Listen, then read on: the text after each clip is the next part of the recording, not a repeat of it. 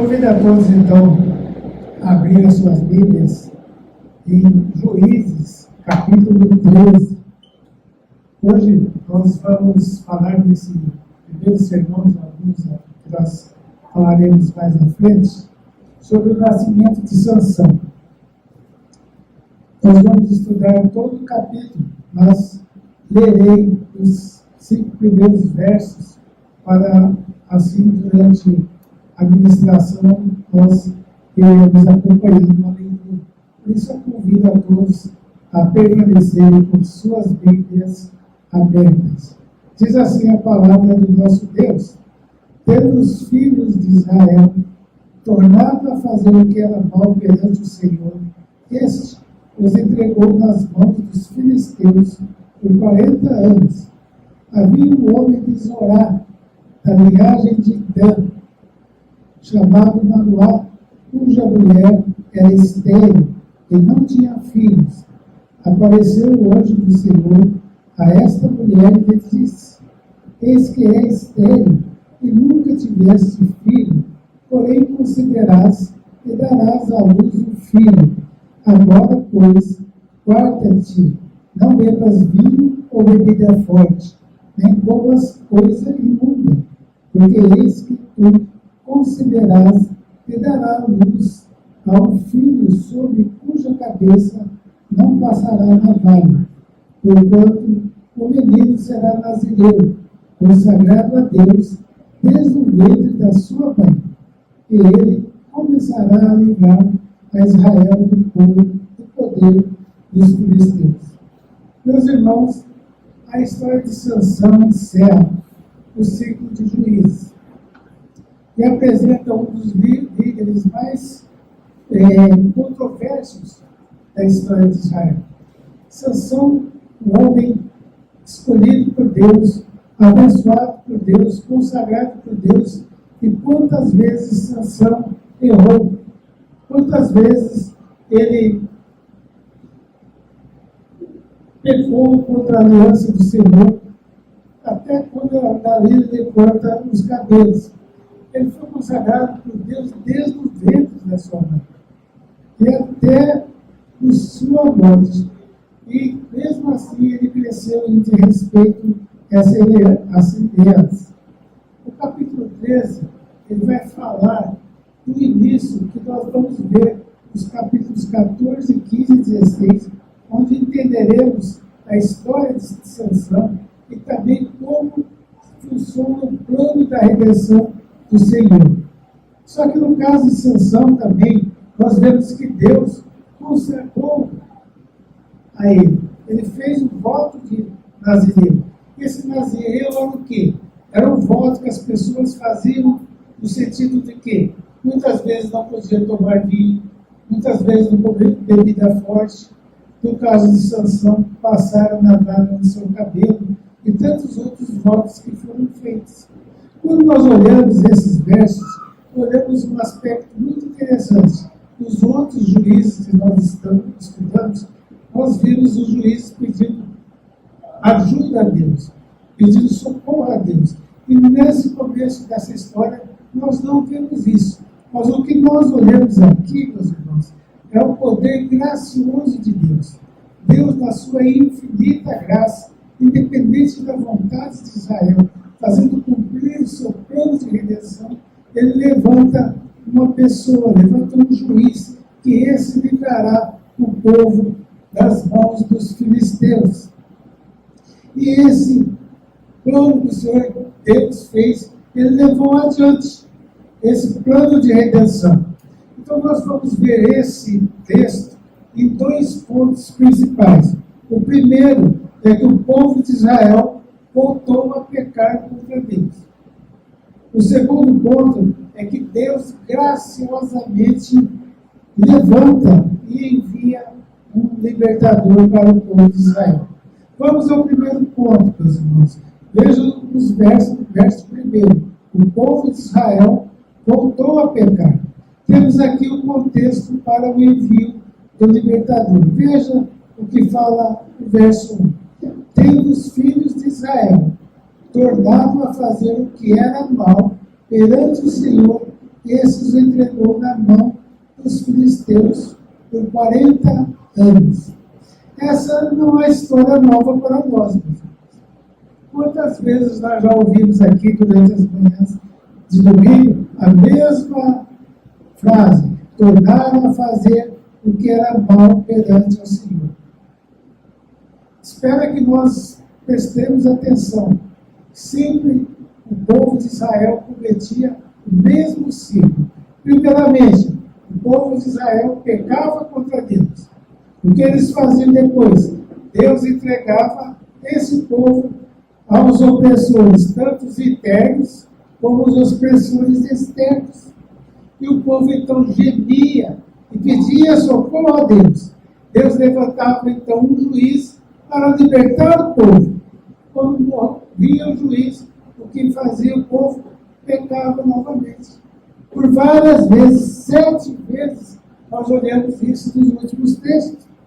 E nós olhamos esse mesmo ciclo falando isso.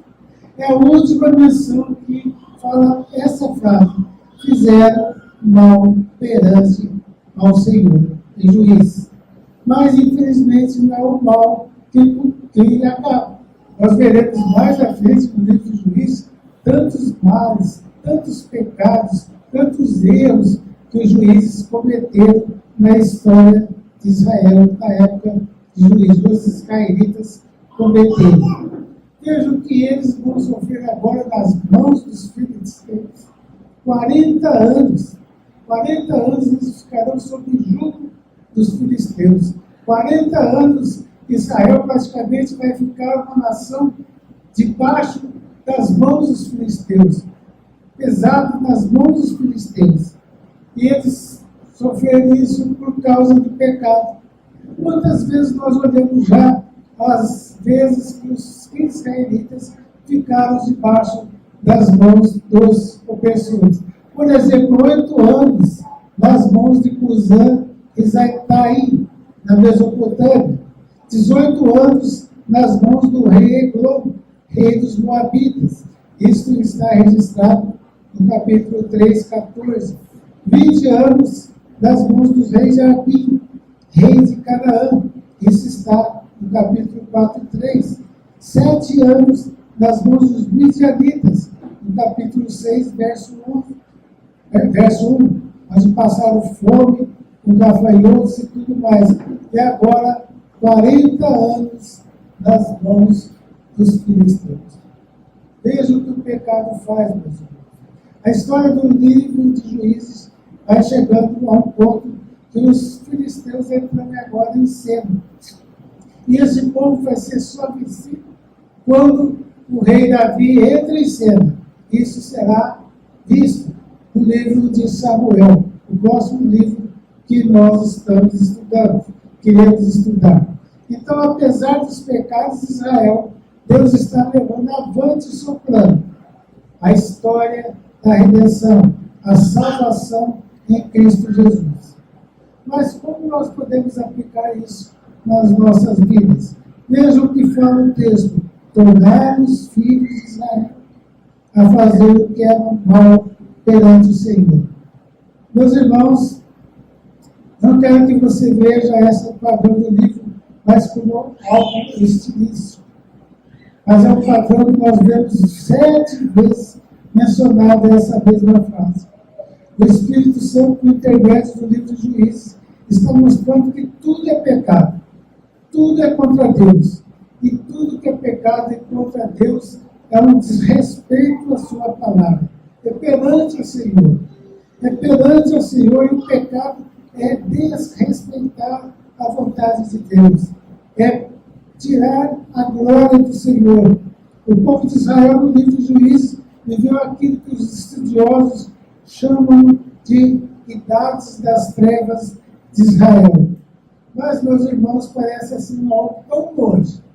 Mas quando nós olhamos para os nossos dias, eu temo que a nossa geração não seja diferente. Nós estamos vivendo também uma noite escura. Quanta injustiça nós vemos aí. Quanto pecado, quanto assassinato, quantas pessoas errando, Quantas igrejas pregando um evangelho falso? Quantas coisas acontecendo? Mais uma coisa eu posso afirmar para vocês com certeza. Deus não perdeu o controle de nada disso. Deus está no controle. Deus está no controle da história. Deus está no controle de todos nós. O Senhor Jesus é o Senhor da história. Como diz Carter, cada centímetro quadrado no mundo pertence ao nosso Salvador. Os pecados não ficarão impunes. A apostasia não passará em branco diante de um Deus vivo. Por isso nós devemos cuidar como igreja. Com Deus a gente não pode brincar, meus irmãos. Como disse John Owen, ou você mata esse pecado, ou ele mata você. Então, é o sentido que nós olharmos para dentro de nós mesmos.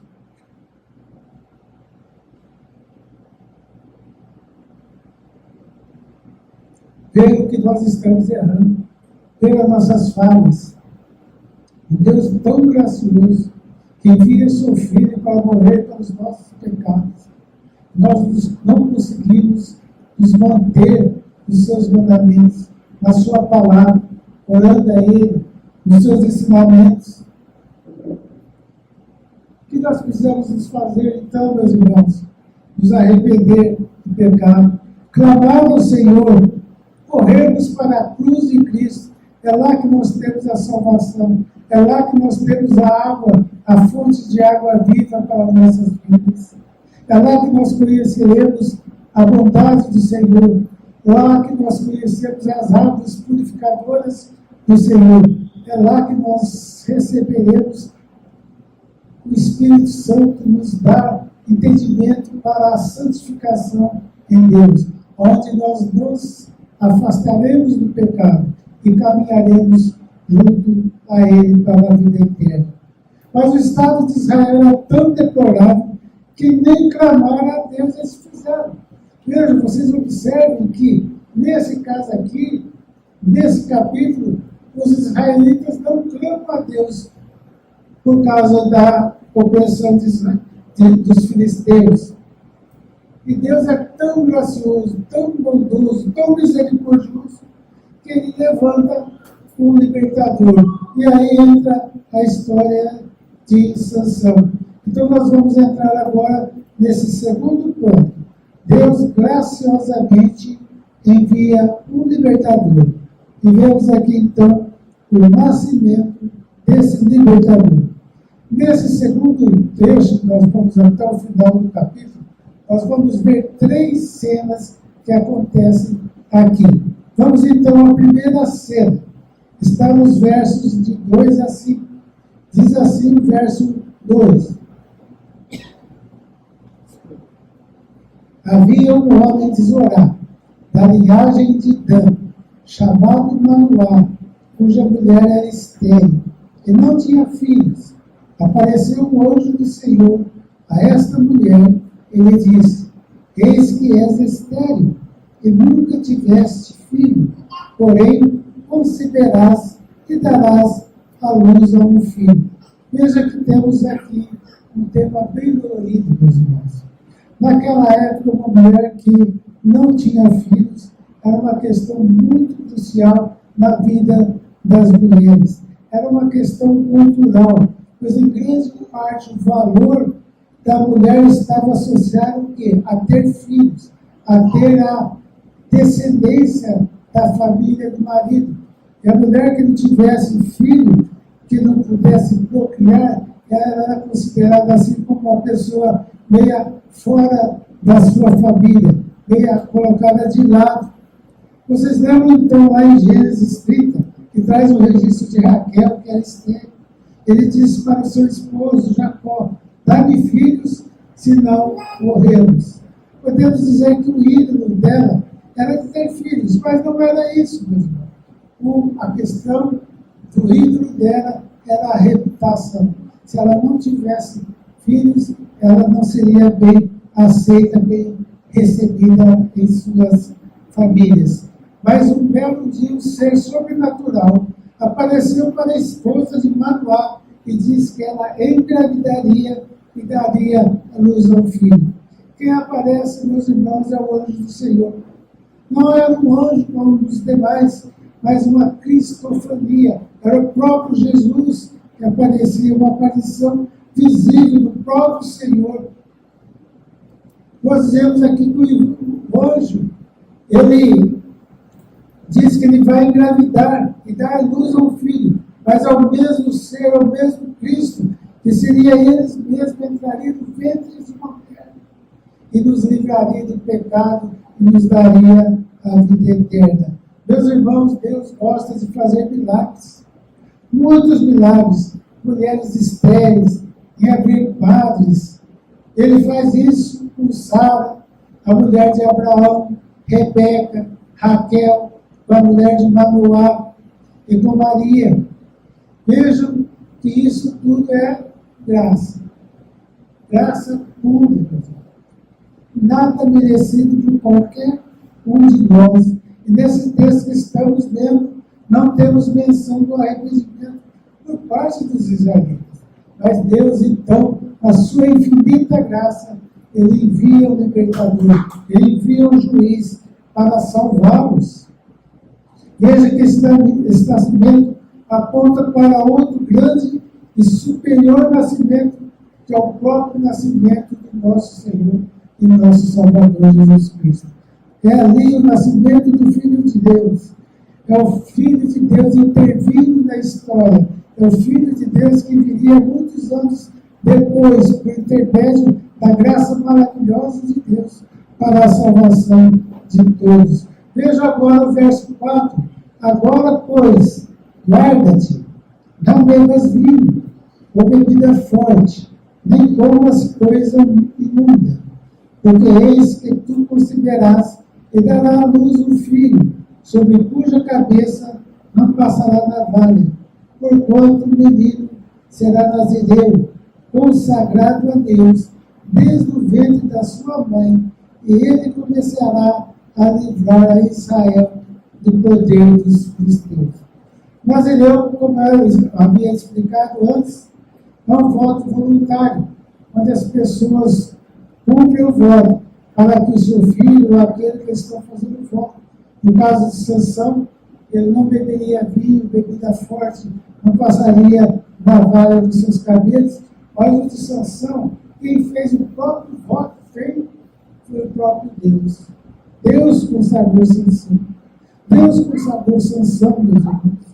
Isso também nos leva à história de Cristo, que foi separado para uma missão especial, para salvar o homem de todo o pecado. Vamos ver então, meus irmãos, a segunda cena, que está dos versos 6 a 8. Diz assim a palavra do nosso Deus, verso 6. Então, a mulher foi a seu marido. Ele disse: um homem de Deus veio a mim. Sua aparência era semelhante a de um anjo de Deus, tremendo. Não lhe perguntei de onde era, nem ele me disse o seu nome.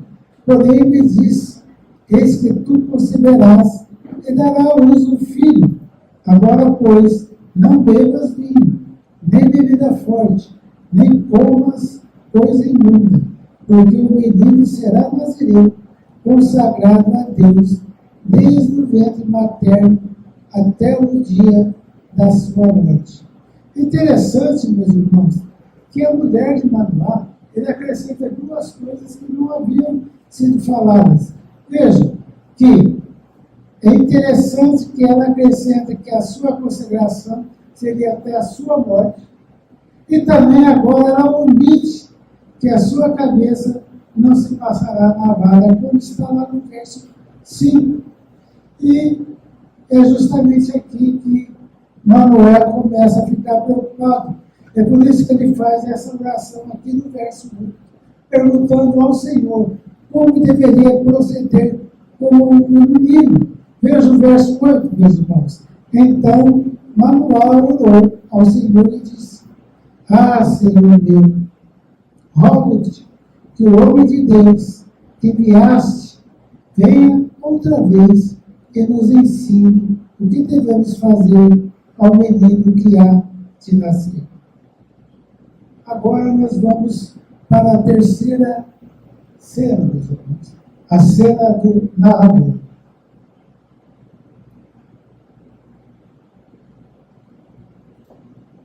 Acompanha comigo o verso 9. Diz assim: Deus ouviu a voz de Manoá, e o anjo de Deus veio outra vez à mulher, quando esta se achava sentada no campo, porém não estava com ela seu marido Manoá. Apressou-se, pois, a mulher, e correndo, noticiou a seu marido e lhe disse: Eis que me apareceu aquele homem que viera a mim no outro dia. Então se levantou Manoá e seguiu a sua mulher. E tendo chegado ao homem, lhe disse: És tu o que falaste a esta mulher? Ele respondeu: Eu sou. Então disse Manoá: Quando se cumprirem as suas palavras, tuas palavras, qual será o modo de viver o menino? E o seu serviço? Respondeu-lhe o anjo do Senhor: Guarda-se a mulher de tudo quanto eu lhe disse. De tudo quanto procede da videira não comerá, nem vinho, nem bebida forte beberá, nem coisa imunda comerá. Tudo quanto lhe tem ordenado, lhe guardará. Ele não responde nem com a indagação do anjo do Senhor. Então, continua. Então Manoá disse ao anjo do Senhor: Permite-nos deter-te, e te prepararemos um cabrito. Porém, o anjo do Senhor disse a Manoá: Ainda que me deteias, não comerei de teu pão, e se preparares o holocausto ao Senhor, o oferecerás, porque não sabia Manoá que era o anjo do Senhor. Veja, dos 3 relatos do anjo do Senhor, nos 2 primeiros, Manoá e a sua esposa não veem o anjo como o Senhor, mas como um homem. Veja o verso 17, perguntou Manoá ao anjo do Senhor: Qual é o seu nome? Para que, quando se cumprir a tua palavra, te honremos. Respondeu-lhe o anjo do Senhor, ele disse: Por que perguntas assim por meu nome, que é maravilhoso? A ideia que o nome de Deus é incompreensível. O nome de Deus é maravilhoso. O nome de Deus é o Eu Sou. Eu sou Deus. Sou o nome perfeito de Deus. Deus em Yahvé. Não tem uma pronúncia de certa. Não tem como mencionar o tamanho do nosso Deus. É um nome que é exaustivo? Não, meus irmãos. E nunca será exaustivo. Veja o verso 19. Tomou, pois, Manoá um cabrito e uma oferta de manjares, e os apresentou sobre uma rocha ao Senhor. E o anjo do Senhor se ouve maravilhosamente. E a sua mulher estava observando. Manoá e sua mulher estavam observando. Sucedeu que, subindo para o céu, a chama que saiu do altar, o anjo do Senhor subiu nela. Porque vendo Manoá e sua mulher caíram com o rosto em terra, nunca mais apareceu o anjo do Senhor. E a Manoá, nem a sua mulher. Então Manoá ficou sabendo que era o anjo do Senhor. Disse Manoá a sua mulher: Certamente morreremos, porque vimos a Deus. Porém a sua mulher lhe disse: Se o Senhor nos quiser matar, não aceitaria de nossas mãos o holocausto e a oferta de manjares, nem nos teria mostrado tudo isso, nem nos teria revelado as coisas. Nesse momento você temeria isso se Deus encontrasse com você na sua frente? Você temeria se estivesse no lugar dele? E por que nós não trememos hoje, meu irmão? Quando nós nos apresentamos no culto, quando nós nos apresentamos para ouvir a palavra de Deus, nós estamos na presença do Senhor, ouvindo a sua palavra. Não há uma promessa que Deus aparecerá pela frente hoje, Mas Deus é milagroso. Mas na hora que a palavra está sendo pregada, é o próprio Deus falando. É o próprio Deus usando instrumentos, pessoas, para pregar a sua palavra. E isso nós devemos ter consciência, meus irmãos. Vamos falar do culto. Quantas vezes a gente não se prepara a vir ao culto? Quantas vezes nos preparamos para vir ao culto? Quantas vezes oramos ao Senhor para vir ao culto? Quantas vezes participamos de um culto de oração? Ou de momentos de oração antes do culto? Para que nós preparamos o culto? Para agradar a Deus. Para agradar a Deus, nós devemos também nos preparar. Então, antes do sábado, já devemos preparar as nossas vidas e cultuar ao Senhor.